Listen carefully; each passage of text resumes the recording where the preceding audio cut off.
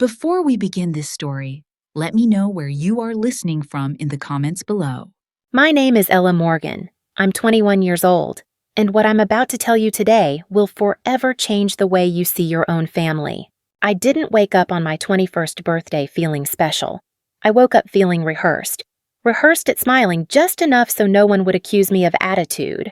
Rehearsed at staying quiet so Dad wouldn't snap that I always had something to complain about.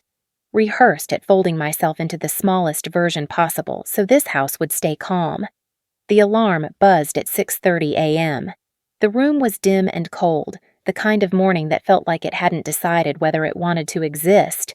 I sat up slowly, rubbing sleep from my eyes, and faced the mirror. "Okay, Ella," I whispered. "One more day. Just get through it." My reflection looked tired, older than 21. I practiced a smile, thin, easy, unthreatening. The smile people expected from a girl who didn't demand too much of the world. Downstairs, the smell of burnt toast drifted up the hallway. Dad's voice rumbled from the living room, blending with the low drone of the news. I made my way to the kitchen, where Mom hovered over a pan of eggs like she was afraid even breakfast might cause conflict. She turned when she saw me. "Morning, honey. Happy birthday." Her voice was warm in the way people sound when they know warmth is dangerous. I nodded, poured coffee into the chipped mug that was somehow always mine, and stepped toward the living room when Dad called my name. He sat in his armchair, remote in one hand, a small red-wrapped box in the other. Brianna lounged on the couch beside him, scrolling her phone, not bothering to pretend she cared. "Well," Dad said, 21, big milestone. I swallowed. "Yeah, I guess so." "Let's get this over with." He handed me the box. It was too light, and a strange coldness spread through me. I unwrapped the paper, lifted the lid. A bus ticket. One way, Salt Lake City. Departure, tonight. Everything inside me went still. "What is this?" I asked quietly, though the answer was obvious. Dad's jaw tightened. "Time for you to stop wasting your life." Mom froze in the doorway. "Greg, no, not like this." Brianna didn't even look up. "Honestly, it's probably the best thing that could happen to her." My fingers curled around the ticket, the edges cutting into my skin. I felt heat rise in my chest, the kind that usually ended with me crying in my room. But for the first time in a long time, something different happened. I didn't break. I simply detached. "What exactly am I wasting my life on?" I asked. Dad gestured vaguely. "You sit in your room all day. No real job, no future? You think you can keep freeloading until you're 30? 100 truths sat on my tongue, about the nights I'd worked until sunrise, the prototypes I'd built, the calls with Mason that had shaped everything. But telling Dad those truths would be like giving poetry to a wall, so I stayed silent. Mom took a tentative step toward me. "We could talk about this, maybe find another way." "There's nothing to talk about," Dad cut in. "The ticket's bought. She goes tonight." My stomach twisted, not from fear, but from clarity. They genuinely believed this was tough love, that pushing me out into the world with nothing but a bus ticket was some kind of righteous intervention. They had no idea I'd already built my own escape route months ago. They didn't know about the duffel bag hidden in my closet, the coded files stored on my hard drive, the life I'd been assembling in the dark where their criticism couldn't reach. "Okay," I said. The word startled everyone. Dad blinked. "What do you mean, okay?" "You made your decision," I replied. "There's nothing I can say that changes it." Silence thickened the air. Even Brianna paused her scrolling. I went upstairs, closed my bedroom door, and leaned against it as a wave of emotion finally hit. Anger, hurt, something jagged and electric. But beneath it all, a strange steadiness. I pulled the duffel from the closet, half-packed already, clothes, portable drive, saved cash, and the notebook filled with ideas that would one day become Sentinel Arc. I added my laptop, charger, and one hoodie that felt like armor. My hands moved quickly, like they'd known this moment was coming before my heart did. When I came back downstairs, bag slung over my shoulder, Dad checked the clock. "Bus is at 8. Don't miss it. We're not paying for another ticket." Brianna smirked. "Try not to fail out there." It'd be embarrassing if you ran home. Mom stepped forward, her eyes full of the kind of fear only mothers feel. You don't have to go, sweetheart. We can fix this. I forced a gentle smile. It's okay, Mom. Really. I wasn't sure she believed me. I wasn't sure I believed myself, but leaving was inevitable now. I reached for the door. Don't crawl back when you fail, Brianna said behind me. I paused just long enough to breathe in, steady myself, and push down the last sting of her words. Then I walked outside. The air was cold, crisp, almost cleansing. For the first time in a long time, I felt something like possibility curling at the edges of my fear. They thought they had won, that I was leaving because they'd finally broken me. But they didn't know the truth. They didn't know I'd been building my exit long before they forced me out. They didn't know I wasn't running away. I was stepping into the life I'd been creating in silence. They gave me a one-way ticket, but all they really did was open the door I had already planned to walk through. And this time, I wasn't leaving to disappear. I was leaving to begin. When the bus pulled away from my neighborhood, I expected to feel panic, expected the fear to catch up to me the way it usually did. But instead, all I felt was a strange lightness. It wasn't comfort, not yet. More like the numb quiet after you finally stop holding your breath. My phone buzzed in my pocket. Mason had texted hours earlier when I told him I needed his help tonight but didn't explain why. Mason, you okay? Need me to pick you up? I typed the only thing I could manage. On my way. Long story. He didn't reply with questions or lectures, just a thumbs-up emoji. That was the thing about Mason. He didn't try to rescue me. He just stayed, steady and solid, waiting for me to step into my own strength. I leaned my head against the window, watching the city blur past. Cars, streetlights, rows of houses filled with families who didn't send their daughters away on their birthdays. I felt a sting behind my eyes, but blinked it back. I'd cried enough in that house. I didn't want to give them another tear. Somewhere between one street and the next, my mind drifted to the life they never knew. The one I had built quietly, piece by piece, like a secret shelter. Sentinel Arc. It didn't exist on paper yet, not officially, but it lived in our codebase, in our prototypes, in the late-night planning calls where Mason and I mapped out everything we wanted to change about digital safety. We wanted to build tech that didn't require an engineering degree to use. Tech that could protect people like my mom, like Evelyns of the world, like anyone who felt left behind by an online world too complicated for them to navigate safely. No one in my family would ever believe that Ella Morgan, quiet, awkward, directionless Ella, was building something real, something that mattered. But Mason knew, because Mason was there from the beginning. A memory flashed, the first time we met, during a small coding competition at the community center. I remember walking in, wearing a thrift store hoodie, clutching my laptop like a shield, surrounded by people who looked smarter, sharper, louder. Mason was sitting at the far table, typing with the intensity of someone defusing a bomb. He glanced up at me, saw the panic in my eyes, and grinned like he'd been waiting for me. "You here for the beginner bracket?" he asked. "No," I blurted out. "Advanced." His eyebrows rose. "Oh, nice." I didn't win that day. We tied for second place. But afterward, he caught up with me in the parking lot and said, "You know your code is better than mine, right? You just don't trust your own brain yet." It was the first time anyone had said something like that to me. The first time I believed it might be true. The bus hissed as it pulled to a stop. The driver called out the transit station name, but my mind was already halfway to Denver, to the only place I'd ever felt like I didn't have to apologize for being myself. As I stepped off the bus, the cold air slapped me awake. My phone buzzed again. Mason. I'm outside. Gray car. I spotted him leaning against his beat-up Honda, hands shoved into his pockets, hair a mess like he'd run his fingers through it too many times. When he saw me dragging the duffel bag, his expression changed, confusion first, then concern. "What happened?" he asked as I approached. I swallowed, suddenly aware of how absurd the truth sounded.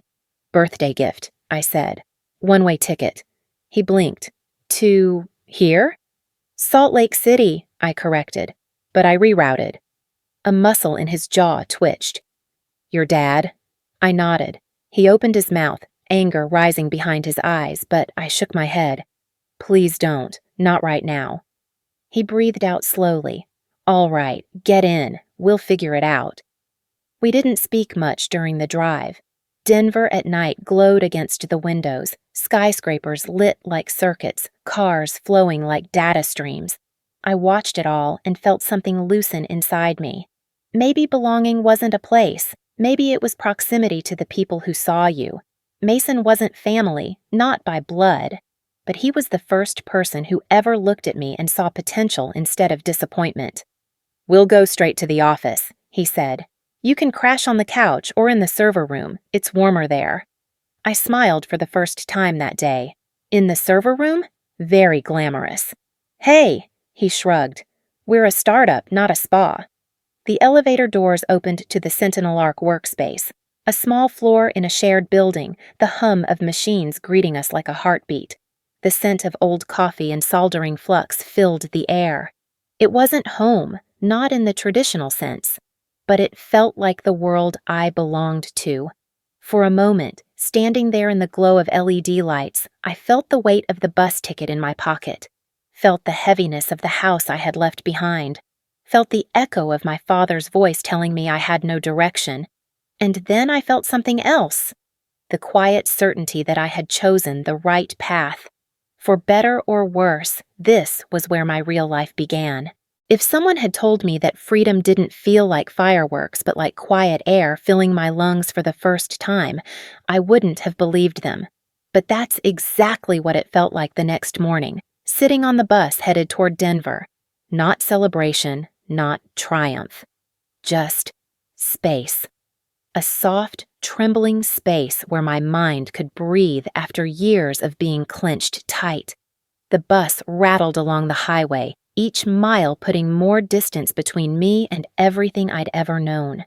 Outside, the dawn light stretched across the mountains in long golden strokes. I pressed my forehead against the cold window, letting the glass ground me. Leaving home wasn't what broke me. Realizing how easy it was, that was what hurt. I closed my eyes, letting the sound of the engine drown out the leftover scraps of yesterday. That was when I heard a soft voice beside me. "First time on your own?" I opened my eyes to see an older woman sitting in the aisle seat. White hair in a neat bun, wrinkles shaped by decades of smiling. A tote bag embroidered with sunflowers resting on her lap. She looked like someone who carried warmth the way others carried umbrellas. Always ready, always offering. "Something like that," I said. She chuckled gently, the kind of laugh that didn't demand anything in return. "I'm Evelyn," she said, extending her hand. I shook it. "Ella." She studied me with eyes that saw more than I wanted to show. Not in a prying way, more like she had learned to recognize quiet pain from across a room. "You look like a girl who's been carrying a heavy bag for a long time," she said. I glanced at my duffel. "It's not that heavy." "I wasn't talking about that one, dear." I felt myself swallow hard before I could stop it. I didn't want to open up. Not to a stranger. Not today. But something about her made my walls feel thinner, like she wasn't trying to get inside. She was just sitting next to them, waiting. She patted her tote bag. "I once had a one-way ticket too, you know." I turned toward her, surprised. "Yeah?" "Oh, yes." She smiled softly. "But mine wasn't an escape. It was a beginning. The ticket doesn't define the journey, sweetheart. Only the person holding it does." Her words felt warm in a place I didn't know needed warmth. She leaned closer, lowering her voice. "Whatever, or whoever, you left behind, don't let that be the story that cages you. Let it be the story that launches you." I didn't know what to say. No one talked to me like that. No one saw me like that. Before I could respond, the bus speaker crackled and the driver announced our stop was 10 minutes away. Evelyn squeezed my arm gently. "Go where you're meant to go," she said, "not where someone tried to send you." A lump rose in my throat. I nodded, afraid my voice would break if I tried to speak. When the bus rolled into Denver, the city unfolded outside my window, like a promise. Glass towers catching the rising sun, streets humming with early morning life, people moving with purpose. The kind of place where you could become someone new without asking permission. Mason was waiting near the exit ramp, leaning against his gray Honda, hands tucked into the pockets of his jacket. The moment he saw me step off the bus, his whole posture softened. "You made it," he said, a little breathless with relief. "Barely," I joked, though it didn't land. My voice was still too full. He took the duffel from my shoulder without asking and nodded toward the car. "Come on, let's get you inside. You look frozen." I followed him, grateful for the silence, for the steadiness, for the way he never pushed me to talk before I was ready. But inside the car, after a few minutes of driving, he glanced at me. "So, you want to tell me what actually happened?" I stared out the window at the blur of office buildings and passing traffic, each car a life I didn't know.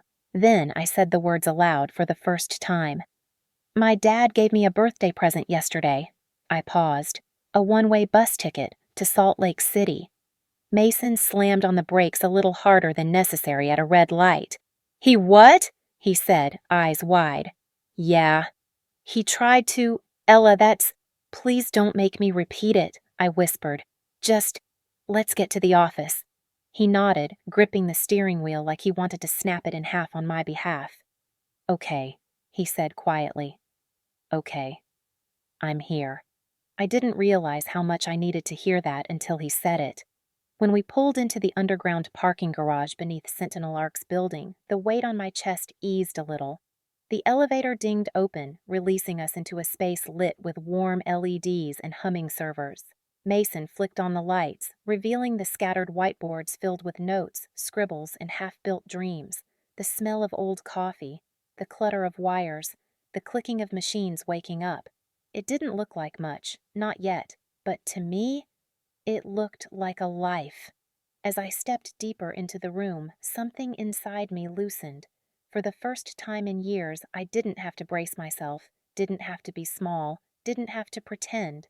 This was where my world made sense, where my thoughts weren't too much, where my passion wasn't strange or inconvenient. It was the reason this place existed. Mason tossed my bag onto the couch and leaned against the table. "You can stay here as long as you need," he said. "No questions, no pressure." I nodded. "Thank you." He hesitated, then asked softly, "Are you okay?" I inhaled deeply. "I don't know," I said, "but I feel lighter." A faint smile tugged at his lips. "Good. That means you're heading in the right direction." I walked to the window, looking out at the city still waking up, lights blinking on one by one like sparks catching fire. I touched the bus ticket still in my pocket. Yesterday, it was a dismissal. Today, it was nothing more than paper. And I was still here, still standing, still choosing. I didn't know what the future looked like yet, but I knew one thing. I wasn't running from anything anymore. I was walking toward something bigger than that house, bigger than their doubts, bigger than the girl they thought I was. And somewhere deep inside, for the first time in a very long time, I felt the faintest flicker of beginnings. If you had told me a month earlier that belonging could be a physical sensation, I would have laughed. But 3 days after arriving in Denver, stepping into Sentinel Ark's office again, I felt it. Quiet, steady, almost startling. Like my lungs suddenly remembered how to expand fully. The building wasn't fancy. Our floor was wedged between a dentist's clinic and an insurance agency that smelled permanently of printer ink and old carpet. But once I pushed open the glass door with the peeling silver logo, everything changed. Inside, the office hummed with life, the smell of fresh coffee mixed with warm plastic from the servers. Keyboards clicked in soft, uneven rhythms. Monitors glowed with half-finished lines of code, dashboards, UI mock-ups. Someone's lo-fi playlist floated from a corner speaker. The place felt alive the same way a heartbeat feels alive. And for the first time in years, I didn't feel like I was intruding. I dropped my bag next to my desk, my actual desk, with a bright yellow sticky note stuck to the monitor frame in Mason's handwriting. Ella's Station. Touch and perish. The joke made my chest warm. "Morning," Jamie called from across the room, balancing a mug in one hand and printouts in the other. She wore mismatched socks and a sweatshirt that said, "Do it simple or do it wrong." "You're early," I said. "You slept here," she shot back. "You win that contest." Before I could answer, the office lights snapped off. I froze, instinct spiking. Darkness had never been kind to me. Then someone whispered, "Now!" The lights flicked back on. I blinked. People, our tiny team, stood clustered together, looking oddly nervous. A crooked banner hung between two bookshelves. "Happy, belated birthday, Ella." Streamers dangled from ceiling tiles. On a nearby table sat a small cake with my name in shaky blue icing. Mason stepped forward with a lighter. "Surprise!" It wasn't a grand party, nothing dramatic, but something inside me shifted. No one had planned a birthday for me since I was a kid, not one that felt chosen. "You guys didn't have to do this," I said. "Exactly," Jamie said. "That's why it matters." Mason lit the candles. "Make a wish." This time, I didn't close my eyes. I looked at them. These people who knew my brain before they knew my wounds, who valued me for something deeper than survival. I inhaled, blew out the candles, and felt something loosen in my rib cage. For a while, we ate cake that tasted like sugar and chemical frosting.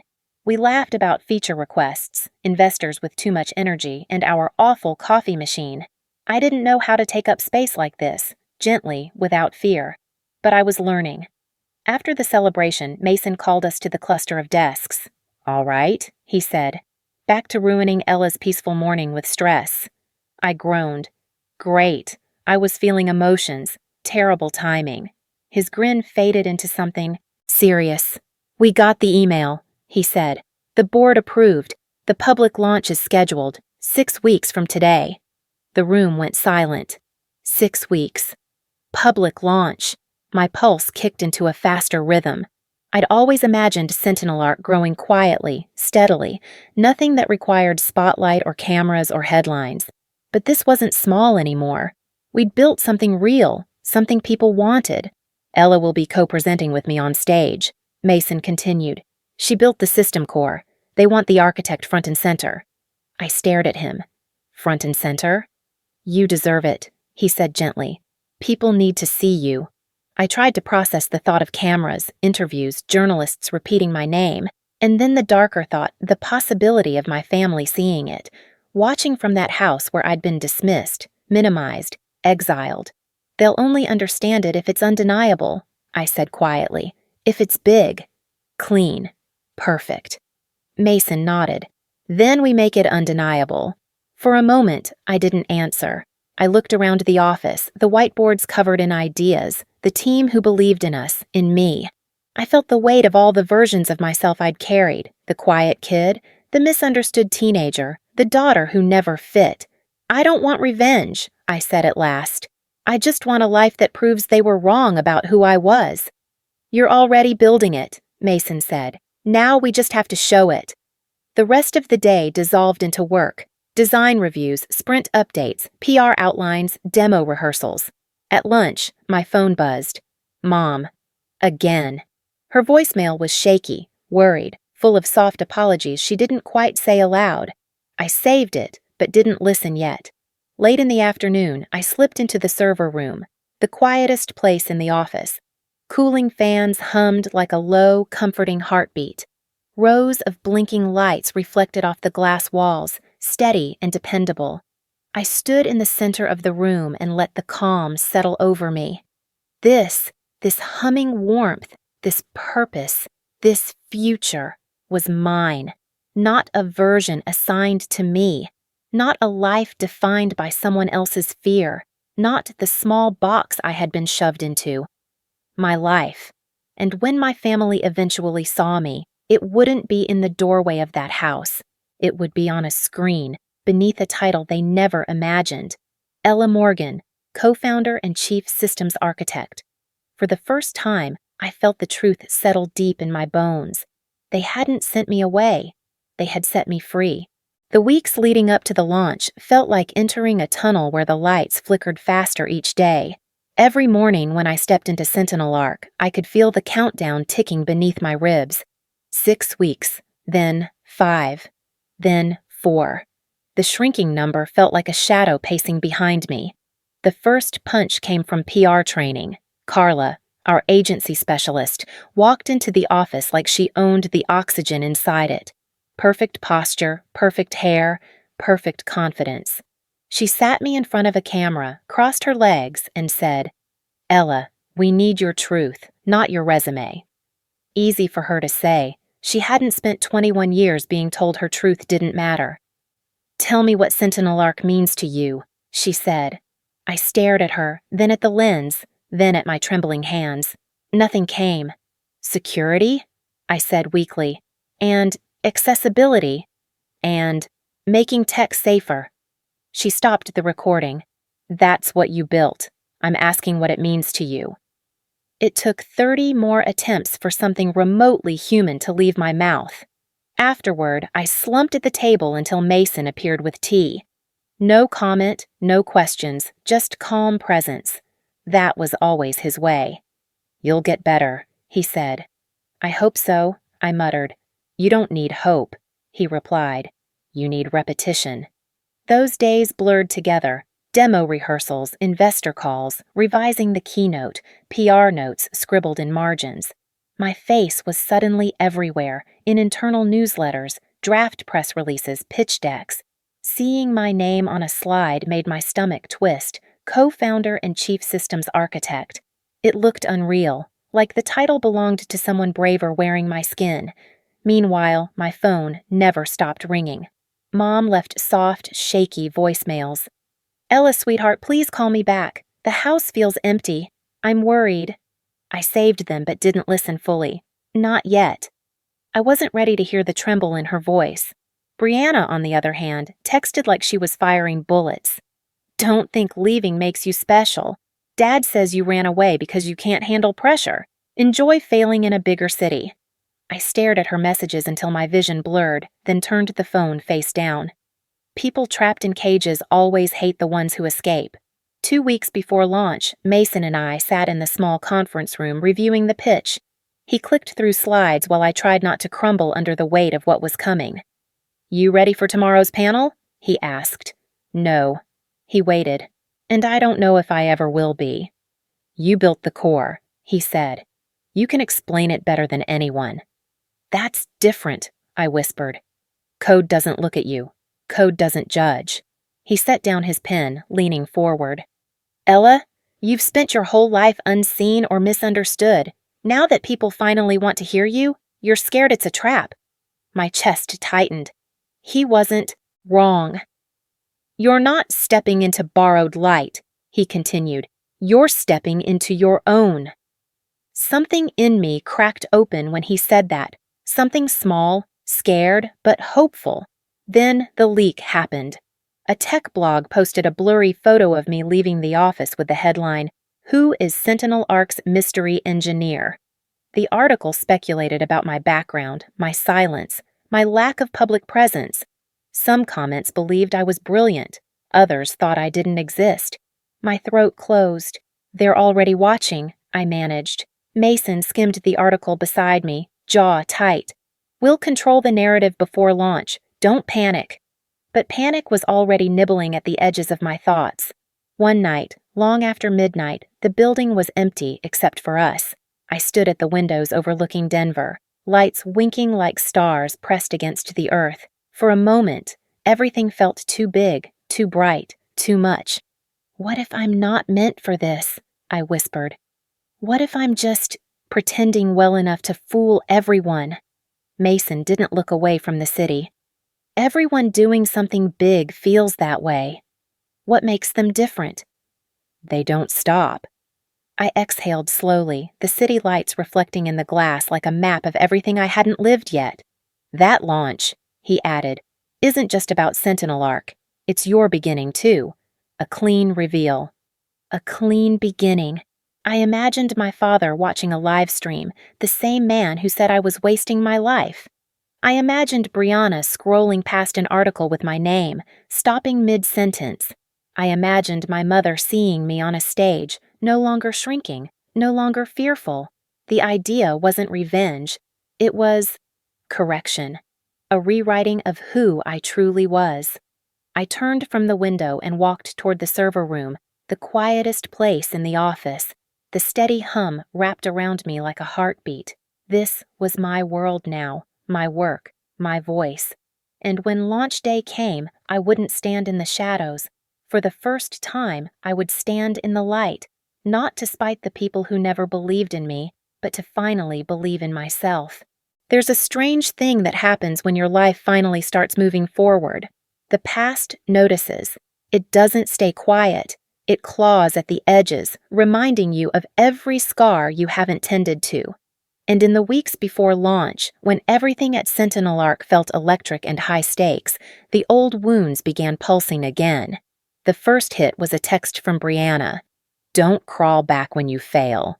That was it. No greeting, no explanation. Just venom disguised as advice. I stared at the message until the words blurred.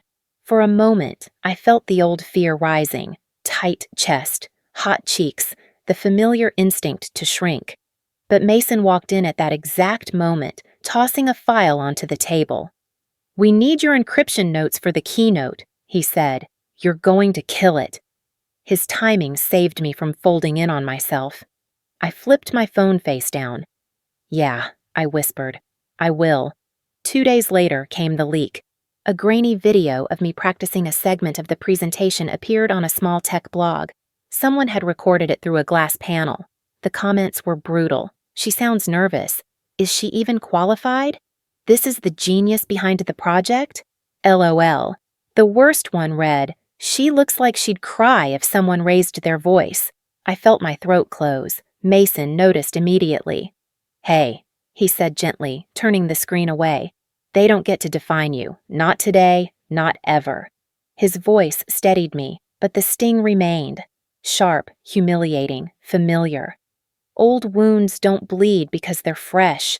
They bleed because they were never allowed to heal. That night, long after everyone had gone home, I sat alone at the kitchen counter with a cup of tea going cold in my hands. My reflection in the dark window looked small, ghost-like. I wondered if I'd ever stop feeling like the girl they used to belittle. Then my phone rang. Mom. The name lit up the screen like something fragile. I let it go to voicemail at first. My heart wasn't ready. But her second call came only a minute later. Finally, I pressed play. Her voice shook. "Ella, sweetheart, I know you're busy, but I miss you. The house feels empty without you. I wish I could have protected you better. I hope you're safe. I hope you're happy." My eyes stung. Mom wasn't perfect. She had never stood up for me the way I needed her to, but she wasn't cruel, just scared. I clutched the phone to my chest for a moment, letting her words sink in, unsure if they comforted or broke me more. The next blow came through Dad. A neighbor, a man whose face I barely remembered, emailed Sentinel Arc's public contact form. He asked if I was the same girl from Maplewood Lane who ran away. A few hours later, Dad called. His voicemail was cold, clinical. "If you're doing something online, don't involve our family. I don't want attention or drama." Not, "Are you okay?" Not, "We miss you." Not anything even resembling love. Just a warning. Hearing his voice made something in me harden. All these months of progress, and yet a single sentence from him could still drag me back into the smallness he carved for me. I wiped my face with the back of my hand. "No more," I whispered. "Not anymore." Later that evening, I found myself standing in the dim glow of the server racks, the quietest place in the office. The soft hum wrapped around me like steady breathing. It was easier to think here. Mason stepped inside a moment later, holding 2 mugs of tea. He handed one to me, leaned against the glass wall, and waited. He always waited. He knew I spoke only when I was ready. "My mom called," I said finally. He nodded gently. "What did she say?" "That she misses me, that the house feels empty." I swallowed. "I don't know what to do with that. I'm still angry, but I still care." "That doesn't make you weak," he said. "It makes you human." That word again. Human. I was still learning what it meant. And my dad, I added, voice tightening. He told me not to drag the family into whatever I'm doing, like I'm an embarrassment waiting to happen. Mason's jaw clenched. He's wrong. I shook my head. It's not about wrong. It's about how deeply he believes it. Mason stepped closer. You listen to me, he said softly. Tomorrow, next week, launch day. None of it is about proving him wrong. It's about proving you right. His words hit something deep inside me, something tender and bruised. I looked up at him. I want to do the launch, all of it, full visibility, no hiding. A slow smile warmed his face, proud, relieved, certain. Then that's exactly what we'll do. That night, the elevator ride down felt strangely symbolic. Every floor the elevator passed felt like peeling away another layer of the girl I used to be. The girl conditioned to be quiet, to shrink, to apologize. The doors opened to the dark garage, and I stepped out with a new steadiness in my spine. The wounds still ached. The past still whispered. But something had shifted. They no longer defined me. They no longer controlled me. They no longer got to make me small. Launch day wasn't just a professional milestone. It was my turning point. The moment the world would finally see the truth I had carried alone for so long. I wasn't running from my past. I was rising above it. The morning of the final rehearsal, the air inside Sentinel Arc felt charged, like static right before lightning strikes. Every step I took through the office echoed with a strange mix of fear and inevitability. Launch day was close enough that I could feel it vibrating in the walls, humming through the wires. And for the first time since leaving home, I felt something I didn't expect. I felt the girl I used to be watching me, the one who hid in her room, the one who apologized for breathing too loudly, the one who believed silence was safer than truth.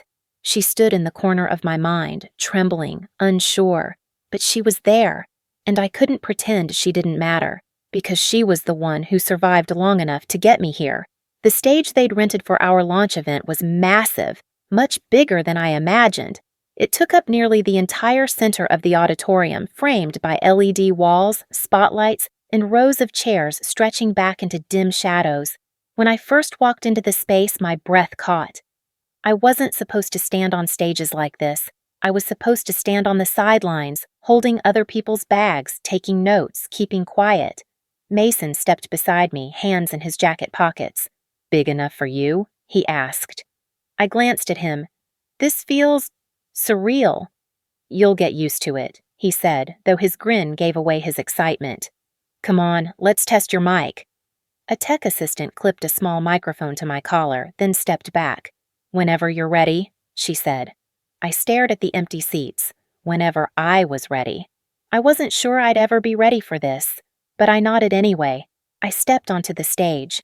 The overhead lights warmed my skin immediately, blinding enough that the world beyond the first few rows blurred into nothing. For a moment, it felt like standing at the edge of a cliff. One wrong step, and I'd fall. But then, the LED screens lit up with the Sentinel Arc logo, clean, bold, sharp. My logo. Our creation. And something inside me steadied. Mason signaled from offstage. "Start where you would on launch day." I exhaled, lifted my chin, and spoke. "My name is Ella Morgan." My voice cracked. I shut my eyes, inhaled, and tried again. "My name is Ella Morgan, and today I want to show you a technology we built for people who were never supposed to be left behind. Better. Stronger." I continued, walking through the opening lines, explaining the simplicity behind our interface design, the core architecture, the intent, protecting families, elderly users, and anyone who had ever felt overwhelmed by tech.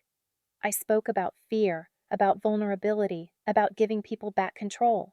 As I spoke, images flashed behind me, mock-ups of Sentinel Arc's tools, testimonials, graphs, clips of our early prototypes. But then, a flicker. On one of the screens, an unexpected image appeared. A young girl, me, sitting in my childhood room, hunched over an old laptop. Same messy hair, same oversized sweater, same quiet determination. I froze. It wasn't a photo we'd planned. It wasn't part of the presentation. But the tech team kept moving, adjusting lights, fixing transitions. No one noticed what that picture did to me, because seeing that version of myself again, that girl who hid from Brianna's insults, from Dad's disappointment, from the heaviness of a house that never felt like home, broke open something in my chest. I remembered the night Dad found me hacking into our old router because the parental controls were blocking half the websites I needed for school. He didn't praise my curiosity or my skill. He just stared at me and said, "Why can't you be normal?" Normal. Such a small word. Such a powerful cage. On the stage, under the lights, I whispered, not into the mic, not for the audience, but for myself, "You're not her anymore." The next moment arrived with sudden clarity, like something inside me snapping into alignment. The LED screens shifted again, and my reflection shimmered faintly on the glass panels around the stage. And for the first time, I saw the contrast clearly. On one side, the girl I used to be, small, frightened, trying to disappear. On the other, the woman standing here, shoulders squared, voice strengthening, stepping willingly into the light. The old fear disintegrated, like dust, like something too weak to hold me anymore. As we wrapped up the rehearsal, Mason walked onto the stage, grinning. "That's the strongest I've ever seen you." "Was it?" I asked, still feeling the tremble under my skin. "Ella, if that was a rehearsal, launch day is going to be unreal." I looked back at the empty chairs, imagining them filled. Faces, cameras, lenses, expectations. Maybe even a few people from my past watching through screens miles away. "What if I mess up?" I whispered. "Then you mess up," Mason said. "And you keep going. That's all greatness is. Fear, followed by movement." I let his words settle. He stepped closer, lowering his voice. "You don't have to be fearless. You just have to be honest."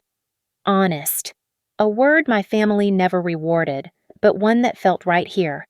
Later that evening, after most of the team headed home, I lingered in the auditorium, wandering between the rows of empty seats.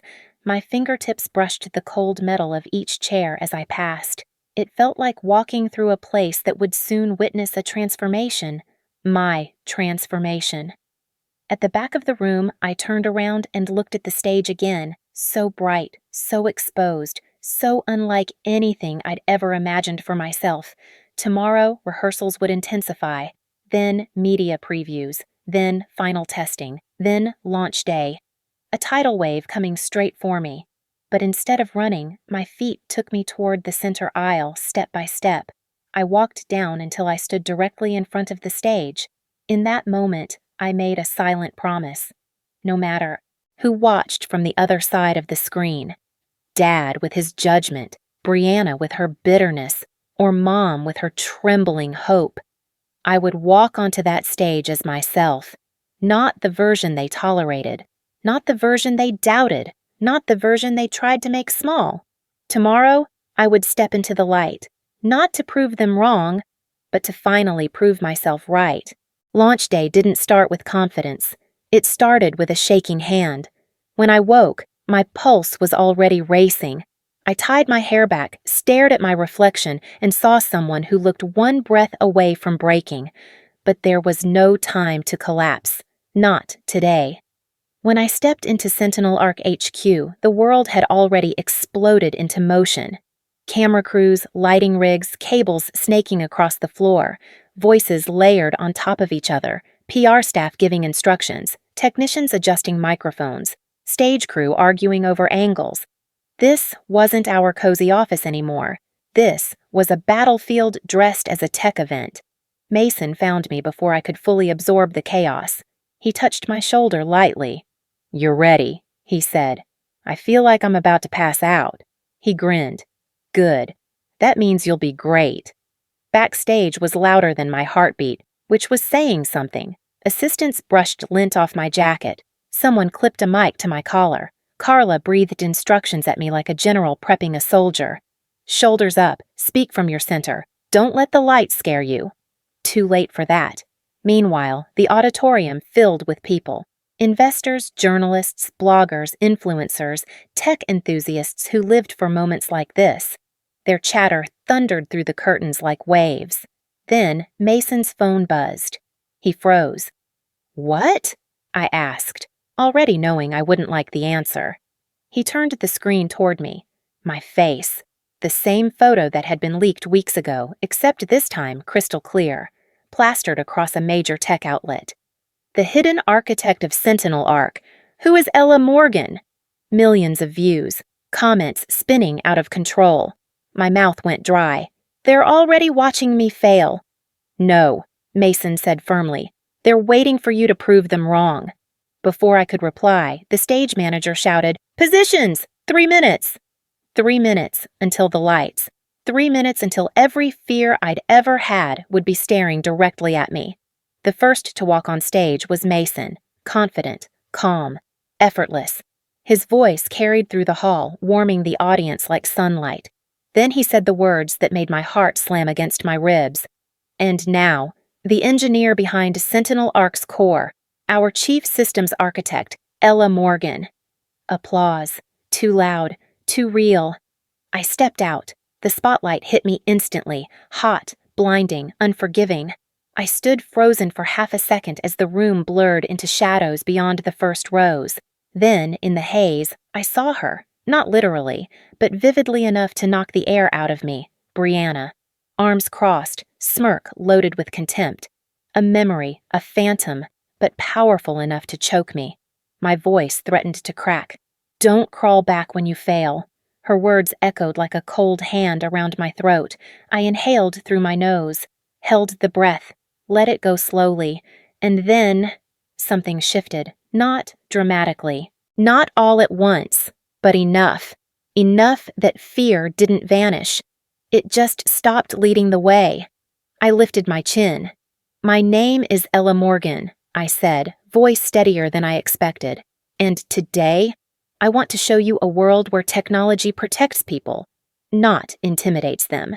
Slide by slide, my confidence grew. I talked about accessibility, digital safety, the elderly users we built for. I explained our interface decisions, our core architecture, the values behind every line of code. The LED screen lit up behind me with visuals of our features, early adopters, diagrams I'd drawn at 3 a.m. months ago. People listened, really listened. Mason glanced at me from the side of the stage, pride written all over his face. And then the screen behind me displayed my title, Ella Morgan, co-founder and chief systems architect. Applause erupted. It echoed through my chest, shaking loose years of doubt. For a moment, I wasn't the girl hiding in her room anymore. I wasn't the daughter with the wasted potential. I wasn't the sister who was too weird, too quiet, too much. I was exactly who I was supposed to be. I continued through the demo, answered questions confidently, even laughed once. Cameras flashed, people typed furiously as if trying to capture everything at once. When I finished, the crowd rose to their feet. A standing ovation. For me. But the most important reaction wasn't in the auditorium. It was happening hundreds of miles away, in a small living room in Colorado where I imagined Dad sitting forward, rigid, stunned. Mom with tears in her eyes. Brianna frozen mid-blink, her phone forgotten in her hand. They watched me, not with disappointment, not with dismissal, but with disbelief. And maybe, just maybe, with the first flicker of respect. When I stepped off stage, everything around me blurred. Lights, voices, movement. It felt like floating. Mason met me at the bottom of the stairs. "You were extraordinary," he said.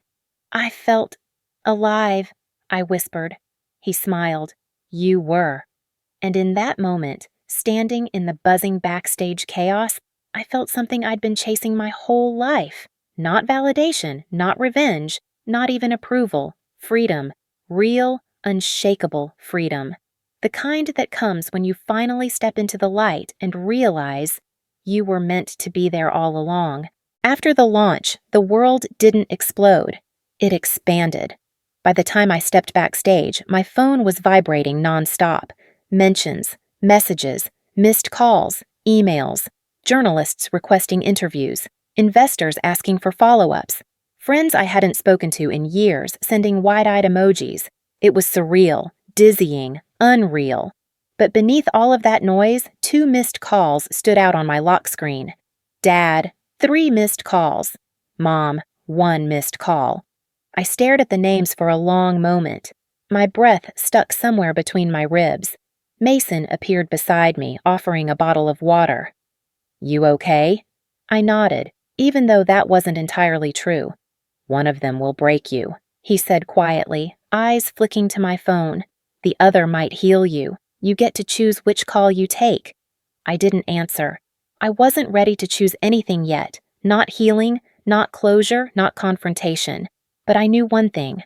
I wasn't calling Dad. Not tonight. Maybe not ever. 2 hours later, when the adrenaline finally faded, I found myself in the quiet of the server room, my refuge. The machines hummed around me, steady and predictable. My hands were still trembling from being on stage, but inside, something had settled. I sank onto the floor, legs folding beneath me. That was when the phone rang again. Mom. I let it ring twice, 3 times, 4. Then I answered. "Ella?" Her voice cracked like she'd been holding her breath for hours. For a moment, neither of us spoke. We just existed on opposite ends of a line, bridged by silence and a lifetime of things we never said. Finally, she whispered, "Sweetheart, I saw you." My throat tightened. "Yeah?" "You were—" Her voice broke. "You were brilliant." A tear slipped down my cheek before I could stop it. She continued, words trembling. "Your father." He didn't know what to say. He kept rewinding the video, watching your name appear, watching you talk. "I've never seen him." She stopped herself. Then, "I'm proud of you, Ella. I'm so proud of you. I should have told you that a long time ago." I pressed a hand against my chest, as if I could hold myself together. "Thank you, Mom." "I'm sorry," she whispered, "for not protecting you, for not standing up for you, for letting the house become what it became. I saw your face today, and I realized you've been carrying so much alone." Her apology hit harder than any insult Brianna had ever thrown at me. Not because it was perfect, because it was honest. "I'm not angry at you," I said quietly. I wasn't sure if that was fully true, but it was true enough. She exhaled sharply, a sound halfway between relief and grief. "Your father wants to talk to you," she added, voice weary. "He's confused, shocked, maybe embarrassed." I let the silence stretch. "I'm not ready to talk to him," I said softly. "I know," she whispered. "Take your time." She hesitated. "Just don't shut us out forever, okay?" I closed my eyes. "Mom?" "Yes, sweetheart?" "I'm not coming back to that house," I said, gently but firmly. "I'll visit you someday, but I'm not going back to live there. I'm building a new life, a new home." There was a pause on her end, a small sob. Then, "I understand. And you deserve that. You deserve everything good coming to you." Her words wrapped around me like a blanket I didn't know I needed. We talked for a few more minutes, about the launch, about how surreal everything felt, about how she hoped I was eating properly. She didn't ask for details. She didn't pry. She just wanted me to know she loved me. Finally, we said goodbye. And for the first time, it felt like a door closed gently, not slammed. I didn't check Dad's messages for hours. I didn't need to. Not yet. But Brianna's name flashed on my screen unexpectedly. "Brianna, I saw your speech. I didn't know. I'm sorry." 3 short sentences, nothing flowery, nothing dramatic. Just raw, unpolished truth, the kind people write when they don't know how to apologize but know they should. I stared at her message for a long time, thumb hovering over the keyboard. I didn't reply. Not because I hated her, not because I wanted her to suffer, but because forgiveness, real forgiveness, requires space. And right now, I needed space more than I needed closure. I locked my phone. When I left the server room, Mason was waiting outside with 2 cups of hot chocolate, leaning against the wall like he'd been there for a while. "Everything okay?" he asked. "Something like that." He handed me a cup. "You don't look shattered. That seems like a good sign." I smiled softly. "Mom," apologized. He blinked, surprised. "Wow, how did that feel?" I looked down at my hands, still trembling but lighter, like someone opened a window in a room I didn't realize was suffocating me. Mason nodded slowly. "Good. You deserved that." We stood together in comfortable silence, sipping our drinks, letting the weight of the day settle. Finally, he asked, "And your sister?" "She texted," I said. I didn't respond. "Will you?" "Eventually," I said, "but not tonight." He didn't push. He never pushed. Instead, he nudged my shoulder lightly. "Ready to go home?" I exhaled, a long, deep breath that felt like the release of something decades old. "Yeah," I whispered. "Let's go." As we walked toward the elevator, phone tucked away, the noise of the outside world softened. For the first time in my life, a phone call hadn't broken me. It had healed something, not everything, not perfectly, but enough. And sometimes, enough is where the real healing begins. The night after the launch felt unreal, like the world had shifted half an inch, just enough to make everything look new. Denver's skyline glowed outside the windows of our apartment, the city pulsing softly like it was breathing with me, as if it somehow knew my life had cracked open and was rearranging itself into something brighter. Mason and I sat on the rooftop, our unofficial sanctuary, with 2 blankets, 2 mugs of tea, and the cool November air brushing against our faces. Below us, cars flowed through the streets like veins of light. Above us, the stars hid behind city glow, but I didn't mind. I'd spent enough of my life searching for light in the wrong places. Tonight, I finally felt like I was sitting inside it. "You did something big today," Mason said quietly, handing me his old hoodie. I pulled it on. It smelled like cedar and coffee and safety. The fabric was worn at the sleeves and soft around the collar. It wasn't just a hoodie, it was a small, quiet promise. "You're not alone anymore." "I feel like something cracked open," I said, in a good way. He nodded, eyes warm. "That's what growth feels like." I exhaled slowly, taking in the view. Downtown lights flickered like 1,000 small beginnings, each one reflecting something I hadn't let myself believe before. That I wasn't trapped, that I wasn't small, that I wasn't defined by the people who failed to see me. After a moment, Mason asked, "Did you hear back from your parents?" I nodded. "Just Mom, and Brianna." "Nothing from your dad?" "No." I paused. "But I think I'm okay with that." He didn't look surprised. "You don't owe him your peace." Peace. A word I'd spent my whole childhood chasing. Now, for the first time, it felt like mine. I pulled out my wallet and took out the object that had accidentally started everything, the one-way bus ticket Dad gave me. I turned it over in my hands. The edges were worn from being carried around. The ink a little faded. A symbol of exile, turned into a reminder of power. "You know," I murmured, "this ticket ruined me for a day, but it saved me for a lifetime." Mason leaned forward, elbows on his knees. "Funny how that works." I smiled faintly. "Funny, yes, but also poetic."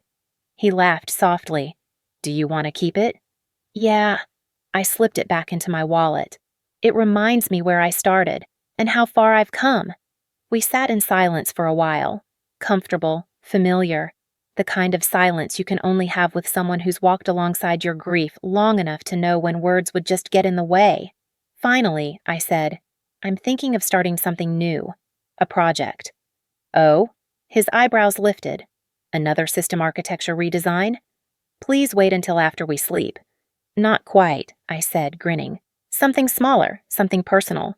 I told him the name I'd been holding in my mind all day. Brianna's defense. His expression softened with understanding. "For your sister?" "Yeah." I swallowed. She apologized, and she meant it. "I'm not ready to fix everything yet, but I don't want to close the door." He nodded. Forgiveness doesn't have to be loud. No, I said quietly. Sometimes it's just choosing to build something to protect someone who used to hurt you.